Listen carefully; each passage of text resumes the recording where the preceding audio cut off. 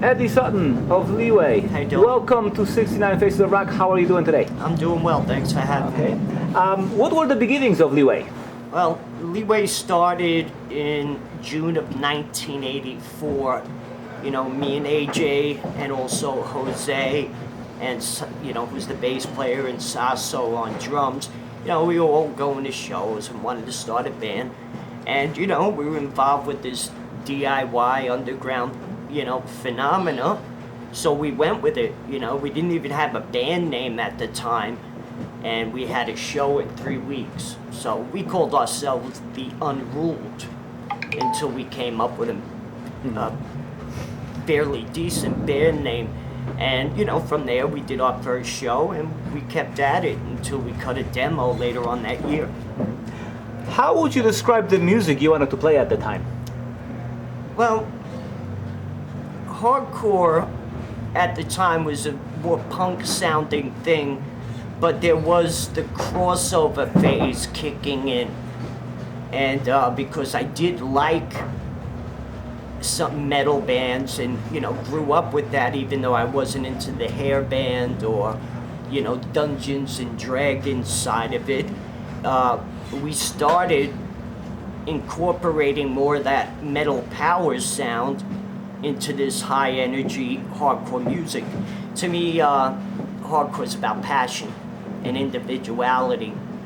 And for me, it was important to try to find my own thing, my own style, and run with it. You know what I mean?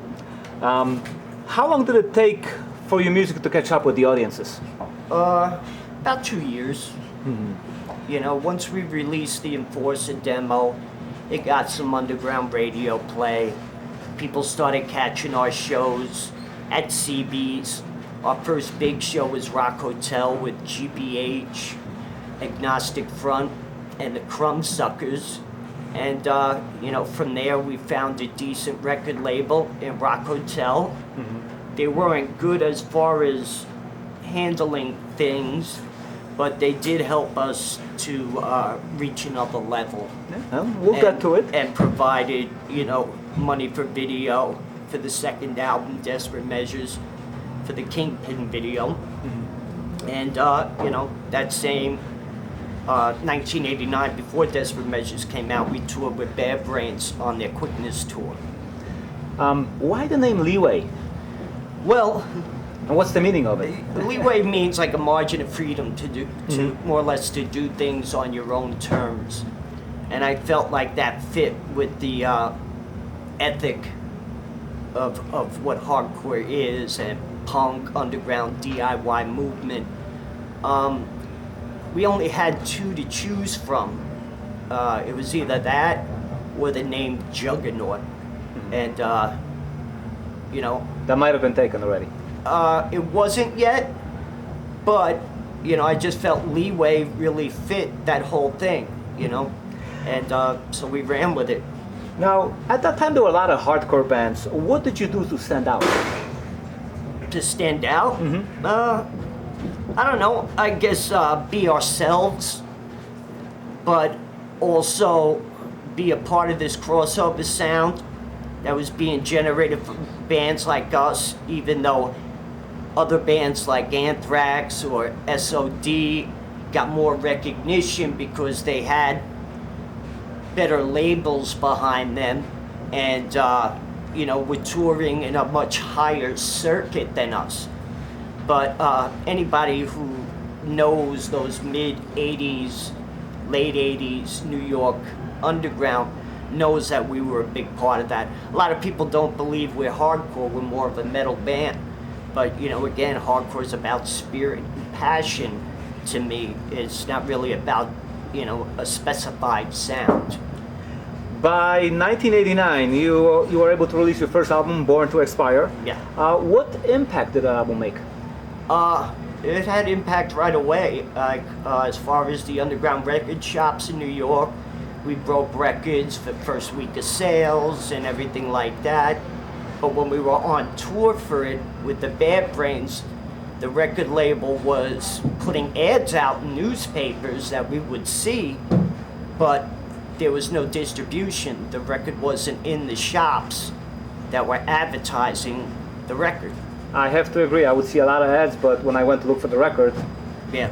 nowhere to be found. Which doesn't help the situation. Why are you spending money that's going to be recouped out of our end to promote a record that you're not even delivering? But you were still able to promote that album with a tour, right? You mentioned you toured with Bad Brains on a Quickness tour. What Yes. memories do you have of that? I felt like the Bad Brains were like uncles to me. I mean, you know, I got to see the country. I learned a lot by not just watching them, but spending time with them, just like on a real level, you know. And I'll always honor them and that tour, because in this form of music, they are the Beatles to me, you know. Desperate Measures came out in 1991. No, it came out January '89. It was recorded in November '87, but it was delayed as far So as it's the a delay. release. Desperate Measures came out in '91. What do you think that album took you sound to? What changed sound-wise? I think we were just trying to grow, because each year we were getting better in the roles that we were performing. The guitars got better, the drums got better, you know, bass, my vocals, you could hear it, you know, improvement record to record. And we preferred to try to push the envelope and explore a little bit versus just keeping the same sound and just driving. Like, you know, we wanted to try other things, so we did. Even when I listen to the album today, actually both records, the second album sounds much more mature. Sure. Definitely. Sure. I mean, you feel the progress, you feel the growth, you see the experiences kicking in. And hardcore bands weren't Yeah. recording 5-7 minute songs, you know. Most guys were doing like, you know, 30-second thrash songs. But, you know, I was always blessed with solid musicians behind me and with me. And, you know, they got to shine on levels that a lot of musicians in this thing of ours couldn't. Yeah. You know what I mean? So in those days when you had records out, I mean, you were acknowledged as an artist. So what, with 2 albums behind you, what following were you able to generate? Well, in the Northeast, where we did a lot of traveling and shows, we had a good draw. It was also to garner enough interest to take us to Europe for the first time in the winter of '92, I believe. And that was the first of many tours to Europe. I've been over there at least 15 times. You know, the band wasn't really tight and consistent because we didn't really have good management. You know, we didn't really focus on business. It was more just about playing. You were kids. And going off, yeah. So we didn't really have merch. We didn't really have that whole acumen of business dialed in. It was really just doing it for the thrill of it. How do you recall your experience with Profile Records? Because that was your second and last album for Profile. I would definitely say for the longest time I was bitter. You know what I mean? But over time I let go of it. Like I said, Chris Williamson was the one that signed us under the Rock Hotel banner. And, you know, he put up the money to get us on the road with the Bad Brains. And, you know, provide us with the means to be with them for most of the 12 weeks out there. As much as I saw a lot of two-faced scumbaggery out of them, and when I was suffering through my own personal things, Gary Peeney was pretty much sitting behind his desk laughing at it like it was a big joke. But also at the same time, Gary in his 50s really loved hanging around with us younger adult skinheads and homeboys from hardcore. Because when I worked at the Tunnel, and like say the young guys from Warzone come and hang out with me that night, well, Gary loved to sit around that, you know what I mean? God knows where he is now, and only God cares, because I know I don't. In 1994, you came out with another album, Adult Crash, on Bulletproof Records. Yeah. How did that album do, keeping in mind the music seemed completely changed by then? Well, you know, AJ would say that the band was more or less broken up at the time. I mean, we weren't doing much. Again, we were trying to explore. I was trying to do more with the vocals, and Mikey was no longer with us. We had one guitar, so we tried to go for a little more of an independent sound.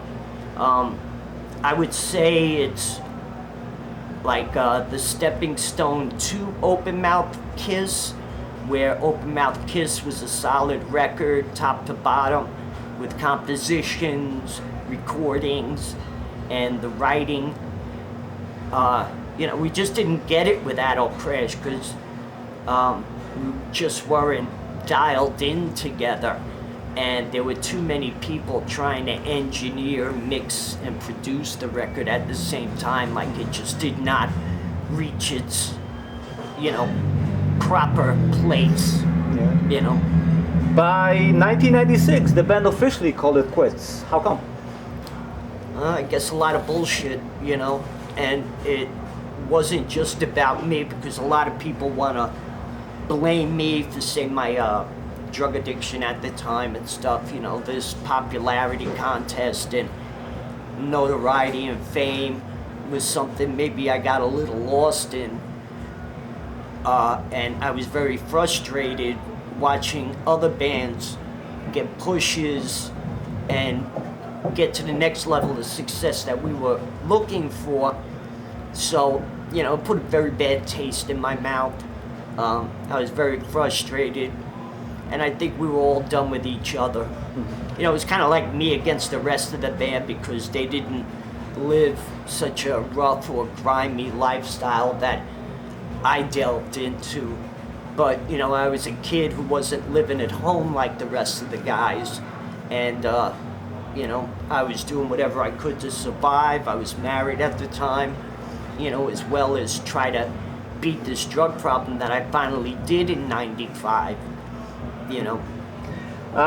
On the opposite of that, when you look back at your career up until 1996, what were your personal highlights? I would think getting it right with Open Mouth Kiss.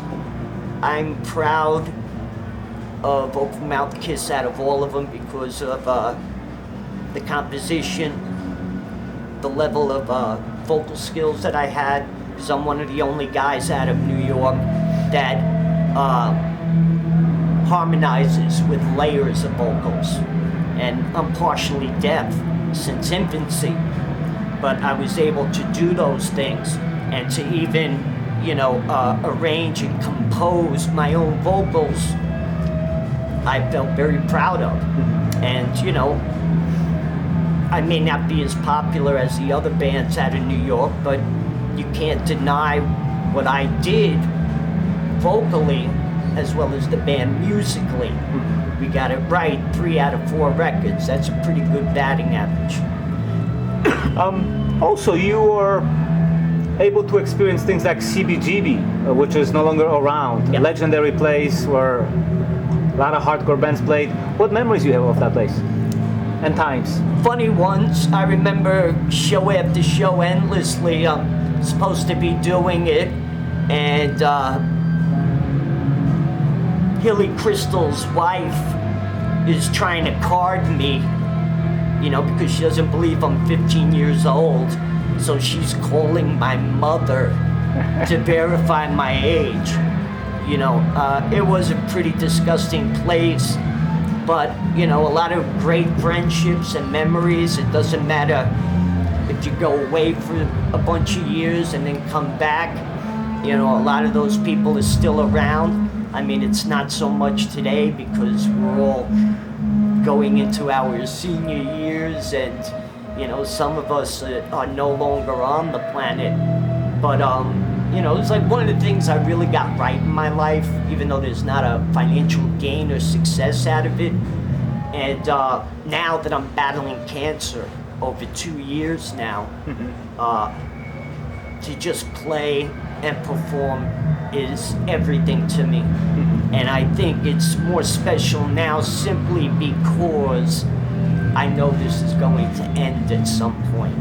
You know, I have a spreadable form of cancer called squamous carcinoma.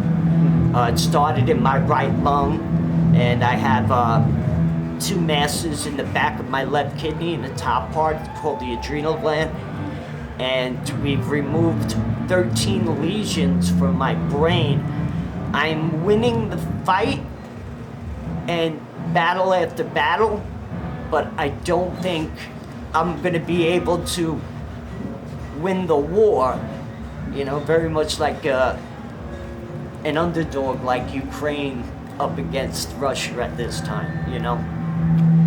But it's okay, you know, I mean, I've taken responsibility for it with my lifestyle, smoking all my life. It is what it is, so, you know, I'm gonna have fun with it until it's time to call it a day. When did you reunite as Leeway? 2015. I know none of us wanted to work together anymore, but some of us were playing in another version of the Cro-Mags, and that kind of inspired me, like, well, if, you know, all these other bands could keep going on, changing musicians, or finding friends or people to hire into it to help you go out and play the shows. I did that, but I didn't call it Leeway. I called it Leeway NYC because I didn't want someone to show up to the show expecting to see the original band and then be disappointed. So I did everything I could to let them know this was another version, but a good percentage of the fan base supported me in this because they wanted to just be able to experience it or even show their kids what they grew up with. And, you know, it's beautiful like that. It really is. Do you have any plans for any new recordings? Yeah, we're working on a few things. I mean, other than the EP I released a few years back called Turning Point, you can find on YouTube the music, and you can see the videos for 2 songs. One's called Pusher, and the other one's called Message to a Man-Child. It's about somebody I used to run around with in the past who was a partner of mine, who's still in the thick of the bullshit, if you will, and didn't grow up. I didn't want him around anymore. I was living my own life with a woman with 2 kids, and he wound up killing a woman, vehicular homicide, and ran back to New York and was hiding out at a friend's place who had children, and he was putting that person and the kids at risk for harboring a fugitive. And from what I understand, he's finished serving his time out in North Carolina, and I assume I'll be running into him soon. Thank you, Eddie. Stay strong. Take good care of yourself. We're glad to have you. Thanks for having me. Thank you. Bye.